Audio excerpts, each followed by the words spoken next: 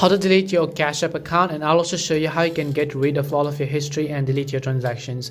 Hey everyone, welcome back to our channel. I am Bimal from How to Geek. In today's video, I'll show you how you can delete your Cash App account, so make sure to watch this video till the end.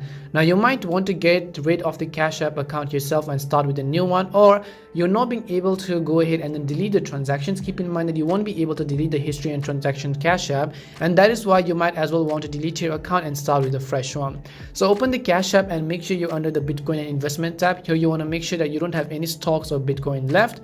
Once you make sure of that, you can just go ahead and then cash out all this. So if you also have some cash balance over here, you can tap on the cash out button. In order to cash out, select the way you want to cash out over here, either with standard or with instant transfer. So just go ahead and select the amount as well. Once you do so, and once you no longer have funds left on your Cash App, tap on the little profile button which you see on the top right. Once you tap on the profile icon, here you want to go to the option that says support. And as you go to support, here it gives what can you help you with. So we'll just select the option that says something else. As you tap on something else on the list of these options, scroll to the bottom and find the one that says account settings. Once you go to account settings, again here you'll find the option that says close account, so just make sure to tap on it. As soon as you tap on close account, in my case I have some funds still left on my Cash App account, that is why it is not allowing me to delete my account.